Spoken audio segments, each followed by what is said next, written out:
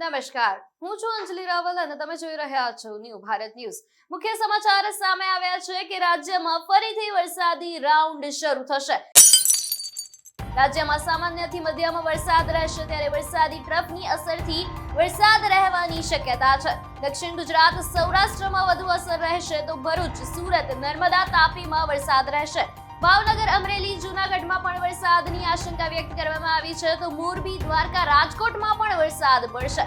મહેસાણા, પાટણ, સાબરકાંઠામાં વરસાદ પડશે તો અમદાવાદ, ગાંધીનગરમાં વરસાદી ઝાપટા પડી શકે છે। રાજ્યમાં 24 કલાકમાં 112 તાલુકા જળમગ્ન બન્યા છે। રાજકોટના પડઘરીમાં સૌથી વધુ 2 ઇંચ વરસાદ નોંધાયો છે તો સુરતના કામરેજમાં 2 ઇંચ વરસાદ નોંધાયો છે। કચ્છના રાપરમાં પણ 2 ઇંચ વરસાદ તો સુરતના માંગરોળ, બારડોલીમાં 1.5 ઇંચ વરસાદ, ભાવનગરના વલ્લભીપુરમાં 1.5 ઇંચ વરસાદ તો ધંધુકામાં પણ 1.5 ઇંચ વરસાદ ખાબક્યો। અન્ય 105 તાલુકામાં નોંધપાત્ર વરસાદ ખાબક્યો છે। રાજ્યમાં 3 કલાક માટે આઈએમડીની મોટી આગાહી છે કે હવામાને 7 થી 10 વાગ્યા સુધીનું એલર્ટ આપ્યું છે। મધ્ય દક્ષિણ ગુજરાતમાં હળવા વરસાદની શક્યતા છે તો ખેડા, આણંદ, વડોદરા એલર્ટ પર મુકાયું છે। પંચમહાલ, છોટાઉદેપુર, ભરૂચ પણ એલર્ટ પર મુકાયું છે તો નર્મદા, સુરત, તાપી, ડાંગમાં એલર્ટ જાહેર કરાયું। નવસારી, વલસાડ, દમણ, દાદરા નગર હવેલીમાં પણ એલર્ટ આપવામાં આવ્યું છે। એક સપ્તાહના વિરામ બાદ નવસારી જિલ્લામાં મેઘરાજાએ ફરી એન્ટ્રી કરી છે। શહેરના ડેપો વિસ્તાર, સ્ટેશન રોડ, આશાપુરી મંદિર સહિત અનેક વિસ્તારોમાં વરસાદ શરૂ થતા ગરમી અને ઉકળાટમાંથી લોકોને રાહત મળી છે। પવન સાથે વરસેલા વરસાદે વાતાવરણમાં ઠંડક પ્રસરી છે। લાંબા વિરામ બાદ વરસાદ પરત ફરતા ખેડૂતોમાં પણ નવી આશા જાગી ગઈ છે। ખાસ કરીને વાવેતર બાદ સારા વરસાદની રાહ જોતા ખેડૂતો માટે આ વરસાદ રાહતરૂપ માનવામાં આવી રહ્યો છે। હવે જિલ્લાના લોકો અને ખેડૂતોની નજર આગામી દિવસોમાં વરસાદની સતત સ્થિતિ પર ટકેલી છે। એટીએસે વધુ 5 શંકાસ્પદ આતંકીઓને ઝડપી પાડ્યા છે। અગાઉ આ જ કેસમાં 8 આરોપીઓ ઝડપાયા હતા અને જૈશ-એ-મોહમ્મદ મોડ્યુલની તપાસમાં મોટી સફળતા મળી છે। અગાઉ આ જ કેસમાં 8 આરોપીઓ ઝડપાયા હતા તો મોહમ્મદ અયુબ અને અમીન શેરા મુખ્ય સૂત્રધાર છે।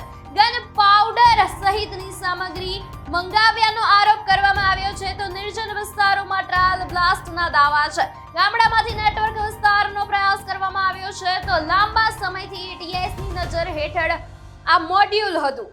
ભગવાન જગન્નાથની વિશ્વવિખ્યાત પૂરી રથયાત્રામાં આ વર્ષે પણ લાખો શ્રદ્ધાળુઓ ઉમટી પડ્યા હતા। સતત વરસાદ વચ્ચે યોજાયેલી યાત્રામાં અંદાજે 10 લાખથી વધુ ભક્તો જોડાયા હતા। જો કે ભીડ વચ્ચે 2 શ્રદ્ધાળુઓના મોત થયા બાદ સુરક્ષા વ્યવસ્થાને લઈને ઘણા સવાલો પણ ઊભા થયા છે। રાજ્ય સરકારે સ્પષ્ટતા કરી છે કે બંનેના મોત નાસભાગને કારણે નહીં પરંતુ તબિયત બગડવા અને હાર્ટ એટેકના કારણે થયા છે। ભારે ભીડને કારણે ત્રણેય રથ નિર્ધારિત સ્થળ સુધી પહોંચી શક્યા ન હતા। હવે આજે સવારે પૂજા અને ભોગની વિધિ પૂર્ણ થયા બાદ રથયાત્રા ફરી આગળ વધશે।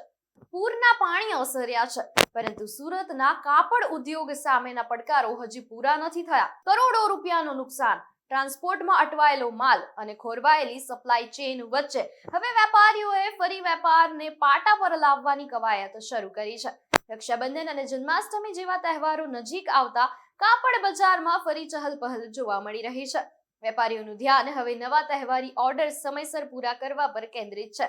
નુકસાનની ભરપાઈ સાથે બજારની ગતિ ફરી મેળવવાનો પ્રયાસ શરૂ થયો છે। વેપારીઓને આશા છે કે તહેવારી સિઝન કાપડ ઉદ્યોગને ફરી વેગ આપશે અને પૂરની અસર બાદ અટકેલો વેપાર ધીમે धीमे सामान्य स्थिति तरफ आगे बढ़શે। नमस्कार, मैं सुरेश मोदी, 4 स्टार डायरेक्टर। और जो हमारे हर्ष भाई संघवी हैं, जो डिप्टी सीएम हैं, उनने जो अभी घोषणा की है, एक तो पहले खुशी की बात यह है कि उन्होंने 1 साल के लिए बेरा माफ किया। दूसरा, छोटे व्यापारी को और बड़े व्यापारी को हर तरह से गिना है। किसी को लाख रुपए की छूट दी है, किसी को 50,000 की दी है, किसी को 25,000 की दी है। और सबसे और खास बात है कि छोटे दुकानदार को 7% में लोन दे रहे हैं ब्याज का। वो हमारे लिए बहुत हर्ष की बात है। और इतनी जल्दी गवर्नमेंट ने सुनवाई की, उसके लिए मैं स्टेट गवर्नमेंट को बहुत बहुत आभार व्यक्त करता हूँ, सेंट्रल गवर्नमेंट को आभार व्यक्त करता हूँ। और साथ ही हमारे जो लोक लाडले हर्ष भाई संघवी है, उनने बहुत अच्छा रिजल्ट दिया। इसलिए हम सभी पोस्ता और मार्केट की ओर से बहुत बहुत धन्यवाद देते हैं। Thank you. बहुत खुशीની વાત છે કે શોર્ટ ટાઈમમાં 4 જ દિવસમાં જેને કહો ને કે જે જાહેરાત કરવામાં આવી છે એમાં નાનાથી કરીને મોટા વેપારીઓને ખૂબ નુકસાન હતું અને તાત્કાલિક જે નિર્ણય લેવામાં આવ્યો છે એનાથી વેપારીઓને ઘણી રાહત થશે. અને જે નાના વેપારીઓ જે પોતાનો હજી તો જેને કહે કે નુકસાનીનો અંદાજ પણ નહોતો કાઢ્યો, એના પહેલા ગુજરાત ગવર્મેન્ટે જે ફાસ્ટ ડિસિઝન લીધું છે એ ખૂબ આવકાર્ય છે. सूरत के जो व्यापारी है ना, वो सूरती लाला कहलाते हैं। उनको क्या, ये तूफान जब 5-7 दिन का होता है फिर अपने आप काम चालू हो जाता है, लेकिन नुकसान काफ़ी हुआ है।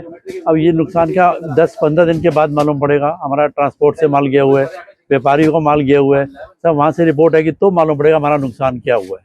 આમાં બહુ નુકસાન થયું છે વેપારીઓને, લેકિન આગળ રક્ષાબંધનનો તહેવાર આવે છે એટલા માટે બધા તૈયારીમાં લાગી ગયા છે. જો નુકસાન જો થયું છે આને ભૂલી ને આગળની કેવી રીતે વેપારમાં કેવી રીતે આગે કામ કરવું આ માટે બધા કમર કસી ને મેદાનમાં ઉતરી ગયા છે વેપારી, અને બધા વેપારી આપણી આપણી તૈયારીમાં લાગ્યા છે. સૌરાષ્ટ્રમાં મગફળીની ઓછી આવકની સીધી અસર હવે ખાદ્ય તેલના ભાવ પર જોવા મળી રહી છે. છેલ્લા 15 દિવસમાં સિંગ તેલના 15 કિલોના ડબ્બાના ભાવમાં ₹50નો વધારો નોંધાતા ભાવ ₹2820 સુધી પહોંચ્યો છે. કપાસિયા તેલના ભાવમાં પણ ₹30નો વધારો થઈ ડબ્બો ₹2670 થયો છે. એટલું જ નહીં, પામોલીન, સૂર્યમુખી અને મકાઈના તેલના ભાવમાં પણ વધારો નોંધાયો છે. રક્ષાબંધન, જન્માષ્ટમી અને આગામી તહેવારો પહેલા ખાદ્ય તેલ મોંઘું થતા ઘરેલું બજેટ પર અસરની શક્યતા વધી ગઈ છે. વેપારીઓનું માનવું છે કે જો નાફેડ બજારમાં મગફળીનું વેચાણ શરૂ કરશે તો પુરવઠો વધશે અને સિંગ તેલના ભાવ સ્થિર થવાની સંભાવના છે. હાલમાં બજારની નજર મગફળીની આવક અને નાફેડના આગામી નિર્ણય પર છે. ખાદ્ય તેલમાં છેલ્લા એક અઠવાડિયાની અંદર સિંગ તેલની અંદર 100 રૂપિયા જેવી અને સાઇડ તેલમાં એટલે કે કપાસી અને સનફ્લાવરમાં 50 રૂપિયા જેવી તેજી જોવા મળી રહી છે. ખાદ્ય તેલમાં ભાવ વધારો થવાનું મુખ્ય કારણ જોવા જઈએ, ઉનાળામાં ઓફ સિઝનને કારણે ખાદ્ય તેલમાં ડિમાન્ડ બિલકુલ ઓછી હતી અને માલની મળતર મગફળીમાં એમાં પૂરતા પ્રમાણમાં મળી રહેતા સિંગ તેલનો ભાવ છેલ્લા 1 વર્ષથી નીચી સપાટીએ ટ્રેડ કરી રહ્યો હતો. એના રિબાઉન્સ બેક રૂપે સિંગ તેલની અંદર ફરીથી તેજી જોવા મળી રહી છે. આ ઉપરાંત માર્કેટમાં પણ ડિમાન્ડ સારા એવા પ્રમાણમાં નીકળતા અને ખોળના ભાવ ઘટતા સિંગ તેલની અંદર સારી એવી ડિમાન્ડ છે. આ ઉપરાંત કપાસિયા તેલની અંદર પણ ડિમાન્ડ સારા એવા પ્રમાણમાં જોવા મળતા દરેક તેલમાં અત્યારે તેજી જોવા મળી રહી છે. વડોદરાની માંજલપુર વિધાનસભા પેટા ચૂંટણીના પ્રચાર દરમિયાન ભાજપના ઉમેદવાર સતીશ પટેલને સ્થાનિકોના વિરોધનો સામનો કરવો પડ્યો છે. અક્ષરવિલા સોસાયટીમાં પ્રચાર માટે પહોંચેલા ઉમેદવારને રહીશોએ પાણી, સફાઈ અને રસ્તા જેવી મૂળભૂત સુવિધાઓના મુદ્દે ઘેરી લીધા હતા. સ્થાનિકોએ આક્ષેપ કર્યો છે કે ચૂંટણી દરમિયાન મત માંગવા સૌ આવે છે, પરંતુ જીત્યા બાદ કોઈ કોર્પોરેટર કે જનપ્રતિનિધિ વિસ્તારની સમસ્યાઓ સાંભળવા નથી આવતા. સોસાયટીમાં હજુ સુધી પાણીની લાઈન ન હોવાનો અને અનેક રજૂઆતો છતાં રસ્તાની સમસ્યાનો ઉકેલ ન આવ્યાનો પણ આક્ષેપ કરવામાં આવ્યો હતો. સમગ્ર ઘટનાનો વિડીયો હાલ સોશિયલ મીડિયા પર વાયરલ થઈ રહ્યો છે. મોરબીના નટરાજ ફાટક પાસે નિર્માણાધીન ઓવરબ્રિજના કામ દરમિયાન ગુણવત્તાની ખામી સામે આવી છે. બ્રિજના એક પિલરમાં નિર્ધારિત સ્ટ્રેન્થ ન મળતા માર્ગ અને મકાન વિભાગે પિલર તોડી ફરીથી બનાવવાનો નિર્ણય લીધો છે. વિભાગના આદેશ બાદ કોન્ટ્રાક્ટરે તાત્કાલિક ખામીવાળા પિલરને દૂર કરવાની કામગીરી શરૂ કરી દીધી છે. અધિકારીઓના જણાવ્યા મુજબ મુસાફરોની સુરક્ષા સર્વોચ્ચ પ્રાથમિકતા છે અને ગુણવત્તા બાબતે કોઈ પણ પ્રકારનું સમાધાન કરવામાં આવશે નહીં. આશરે ₹80 કરોડના ખર્ચે બની રહેલા આ ઓવરબ્રિજનું કામ તમામ ટેકનિકલ ધોરણો અને ગુણવત્તાના માપદંડોને અનુસરીને પૂર્ણ કરવામાં આવશે. વાંકાનેર મોરબી નવલખી રેલવે લાઇન ઉપર રેલવે ઓવરબ્રિજ બનાવવાની કામગીરી માર્ગ મકાન વિભાગ દ્વારા કામગીરી પ્રગતિ હેઠળ છે. જે 80 કરોડના ખર્ચે રેલવે ઓવરબ્રિજ બનાવવાનો છે, જેમના મહારાણા પ્રતાપ સર્કલથી ત્રાજપર ચોકડી તરફ જે પિયર બનાવવામાં આવેલ હતો તેની વિભાગ દ્વારા ચકાસણી કરવામાં આવેલ હતી, જેમાં કોન્ક્રીટની સ્ટ્રેન્થ નિયત કરતાં ઓછી મળેલ, જેને લીધે પિયર તોડવા માટે કોન્ટ્રાક્ટરને વિભાગ દ્વારા સૂચના આપવામાં આવેલ હતા, જેના ભાગરૂપે કોન્ટ્રાક્ટર દ્વારા પિયર તોડવાની કામગીરી હાલમાં કરવામાં આવી રહેલ છે. ત્યારબાદ નવો પિયર બનાવવામાં આવશે. ઇંગ્લેન્ડના ઐતિહાસિક લોર્ડ્સ મેદાન પર સદી ફટકારી દેશનું ગૌરવ વધારનાર વડોદરાની ક્રિકેટર યાસ્તિકા ભાટિયાનું વતનમાં ભવ્ય સ્વાગત કરવામાં આવ્યું. વડોદરા પહોંચતા જ બરોડા ક્રિકેટ એસોસિએશનના હોદ્દેદારો, પરિવારજનો અને ક્રિકેટ પ્રેમીઓએ ઢોલ, નગારા અને પુષ્પહારથી ઉષ્માભેર આવકાર આપ્યો હતો. લોર્ડ્સના મેદાન પર રમાયેલી યાદગાર ઇનિંગ્સથી યાસ્તિકા ભાટિયાએ માત્ર વડોદરા જ નહીં પરંતુ પૂરતું સમગ્ર દેશનું નામ રોશન કર્યું છે. સ્વાગત સમારોહ દરમિયાન યાસ્તિકાએ આ સન્માન બદલ સૌનો આભાર વ્યક્ત કર્યો અને પોતાની સફળતાનું શ્રેય પરિવાર, કોચ, ટીમ અને ચાહકોને આપ્યું છે. आप लोग सब ने बहुत अच्छा मेहनत किया, बहुत अच्छा फीलिंग है, प्राउड फीलिंग है, बड़े से बड़ोडियन इंडियन बहुत स्पेशल फीलिंग है. थैंक्स टू जिन्होंने भी सपोर्ट किया, फैमिली, कोचिज, सपोर्ट सिस्टम के लोग है. थैंक यू सो मच और ऐसे ही आगे भी अच्छा करना है.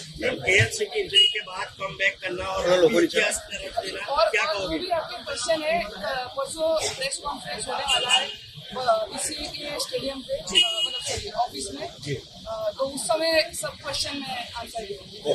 Thank you. સુરતમાં મોર્નિંગ વોક માટે નીકળતા લોકોને નિશાન બનાવતા ચેઇન સ્નેચરને ક્રાઇમ બ્રાન્ચે ઝડપી પાડ્યો છે.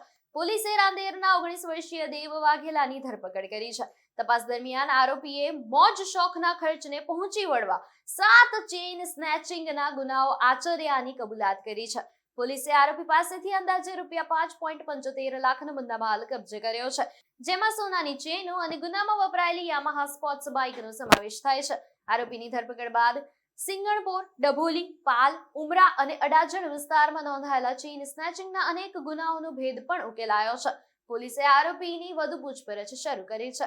આ દરમિયાન ગઈકાલે ક્રાઇમ બ્રાન્ચના પોલીસ ઇન્સ્પેક્ટર જે.જી. પટેલ અને પીઆઈ જે.એન. ગોસ્વામીની ટીમને એક ઇન્ફોર્મેશન મળી હતી કે જે ડભોલી સિંગણપુર પોલીસ સ્ટેશનમાં 10 સાથે એક ચેન સ્નેચિંગનો બનાવ બનેલો છે અને આ ચેન સ્નેચિંગના ગુનામાં દેવ યોગેશભાઈ વાઘેલા જે રાંદેર એરિયામાં રહે છે એણે કરેલો છે અને એ ચંદ્રશેખર આઝાદ બીચ તરફથી આવવાનો છે અને વેડ રોડ પર ક્યાંય જવાનો છે. આ બાતમી આધારે ક્રાઇમ બ્રાન્ચની ટીમે એને ગઈકાલે પકડી પાડ્યો. દેવને પકડ્યા બાદ એની પાસેથી એક એફઝેડ યામાહા મોટરસાઇકલ કબજે કરવામાં આવ્યું છે અને એ આ ગુનાના કામે એની પાસેથી અલગ અલગ પૂછપરછ કરતા એણે 7 જેટલા ચેઇન સ્નેચિંગના ગુનાઓ કબૂલ કર્યા છે, જેમાં 10 સાથે સિંગણપુર ડભોલીમાં, એ ઉપરાંત પાલમાં 30 સવારમાં મોર્નિંગ વોક કરતા લોકોને ટાર્ગેટ કરી અને ચેઇન સ્નેચિંગ કરે છે. કચ્છના નલિયા એરફોર્સ સ્ટેશનમાંથી દુઃખદ ઘટના સામે આવી છે. એરફોર્સમાં ફરજ બજાવતા હરિયાણાના 27 વર્ષીય જવાન ભરતરાજ ભોમ પ્રકાશ ભારદ્વાજનું ગોળી વાગવાથી મોત થયું છે. પ્રાથમિક માહિતી મુજબ ટેકનિકલ એરિયામાં ફરજ દરમિયાન જવાને પોતાની સર્વિસ રાઇફલમાંથી ગોળી ચલાવી આત્મઘાતી પગલું ભર્યું હોવાનું સામે આવ્યું છે. ઘટનાની જાણ થતાં જ એરફોર્સના અધિકારીઓ અને સ્થાનિક પોલીસ તાત્કાલિક ઘટના સ્થળે પહોંચી ગયા હતા. કોઠારા પોલીસે અકસ્માતે મોતનો ગુનો નોંધી ઘટનાના તમામ પાસાઓની તપાસ શરૂ કરી છે. આત્મઘાતી પગલું ભરવા પાછળનું કારણ હજુ સુધી સ્પષ્ટ થયું નથી અને તપાસ હજી ચાલુ છે. સુરતના ચર્ચિત લાંચ કેસમાં લાંબા સમયથી ફરાર રહેલા પત્રકાર મોહમ્મદ ઇસ્માઇલ ઉર્ફે પરવાના જમીલ ખાન પઠાણને એન્ટી કરપ્શન બ્યુરો એસીબીએ ઝડપી પાડ્યો છે. એસીબીએ આરોપીની ધરપકડ કરીને કાયદેસરની કાર્યવાહી શરૂ કરી છે.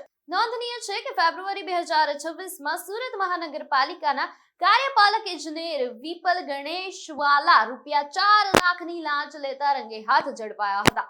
આ કેસમાં ફરિયાદીના બાંધકામ સામે કાર્યવાહી ન કરવા બદલ કુલ ₹15 લાખની લાંચ માંગણી કરવામાં આવી હોવાનો આરોપ છે.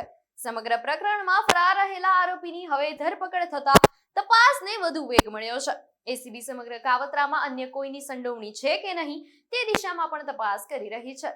સમાચારમાં હાલ માટે બસ આટલું જ. વધુ સમાચાર માટે જોડાયેલા રહો ન્યૂ ભારત ન્યૂઝ સાથે. નમસ્કાર.